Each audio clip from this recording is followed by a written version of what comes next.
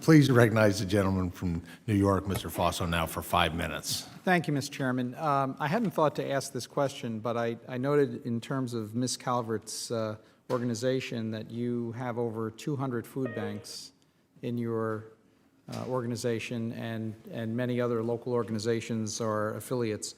And one of the more satisfying things I did as a private attorney a few years ago, obviously before I got elected to Congress, was to set up a 501c3 for a local food bank in my area. And it just occurred to me, wondered, how are most of your 200 food banks incorporated as 501c3s? Right. So thank you for your question. Feeding America is the national network. We are a 501c3 association. Our member food banks are also 501c3s. They have a contractual relationship with us as part of our network, but they're also all their own individual 501c3 organizations. Good. Okay. Ms. Kravitsky, I'm particularly interested in the commodity program that you mentioned in your testimony in terms of your dealings with the states and the distribution. It mentions that you have enough money for approximately just under 700,000 participants annually. How much was appropriated for the program in the last fiscal year?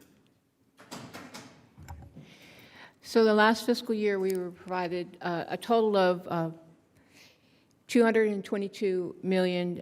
$45 million of that was for administrative costs, and $176 million of that was for food purchases.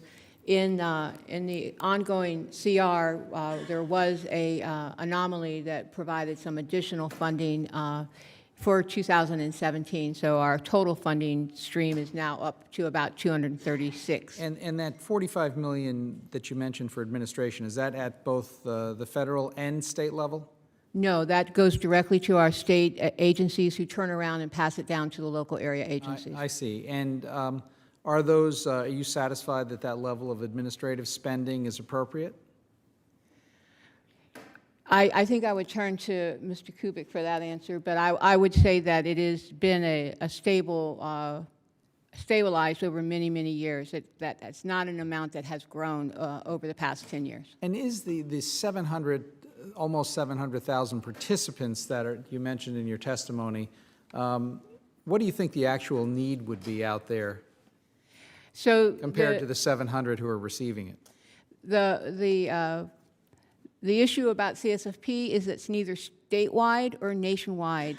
And so while we are serving about 700,000 participants, we know that many of our states, we have 48 states participating right now, many of our states, if they felt funding was available, would be putting in additional requests for additional caseloads.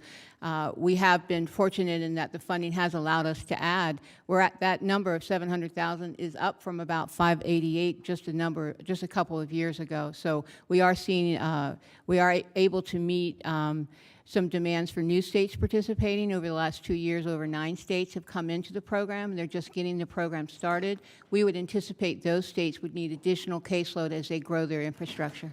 Yes, it struck me that the 700,000 was actually fairly low across the nation. And could you provide the committee, for the record, some information on the state-by-state participation and areas where they are fulfilling the need and other areas where perhaps there are gaps? Because I certainly would like to know that for New York State, and I know there is a significant need out there, and I would appreciate if you could provide that to the committee. Be happy to. Thank you, Mr. Chairman. I yield back.